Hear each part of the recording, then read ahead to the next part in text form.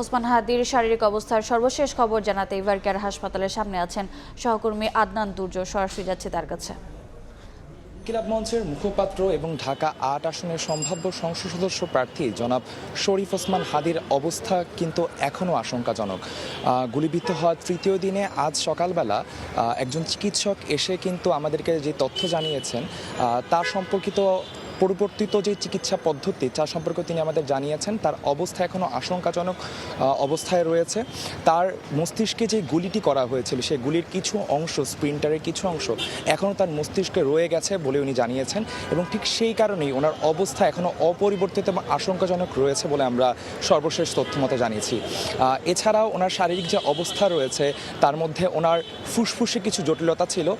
সেই ফুসফুসের জটিলতার কারণে আসলে চিকিৎসার পদ্ধতি বা পরবর্তী চিকিৎসা আসলে কি হবে তা নিয়ে চিকিৎসকেরা বেশ চিন্তিত অবস্থায় ছিলেন এবং ওনার মস্তিষ্কে অক্সিজেনের পরিমাণ, গুলিবিদ্ধ হওয়ার কারণে মস্তিষ্কে অক্সিজেনের পরিমাণও কমে যাওয়ার একটি খবর আমাদের কাছে ছিল। তবে সেই শঙ্কা আপাতত কেটে গেছে বলে চিকিৎসকরা আমায় জানিয়েছেন। তবে সম্পূর্ণভাবে উনি এখনও সচেতন অবস্থাতেও আসেনি এবং তার শঙ্কা এখনও কাটেনি। এছাড়াও চিকিৎসা পদ্ধতির কিছু জটিলতা উনি আমাদের কাছে শেয়ার করেছিলেন। সেখান থেকে বলা যায় বর্তমানে ওনার কিডনিতে কিছু জটিলতা ছিল এবং কিডনিতে পানি চলে আসছিল। তা নিয়ে চিকিৎসকরা শঙ্কায় ছিলেন।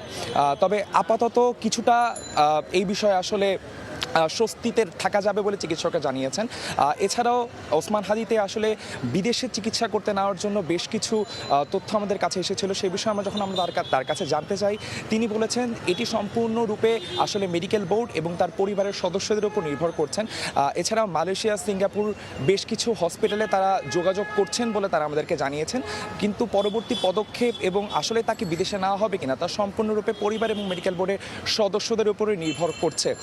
এছাড়াও আপনারা জানেন গতকাল রাতেই কিন্তু ওসমান হাদির উপর যে তাকে উপর যে আটক করা হয়েছে তা সেই মোটরসাইকেলটি কিন্তু গ্রেফতার করা হয়েছে এবং আজ সকালে এসেই কিন্তু চিকিৎসকরা তার শারীরিক স্বাস্থ্য সম্পর্কে আমাদের সর্বশেষ ব্রিফটি করেছেন।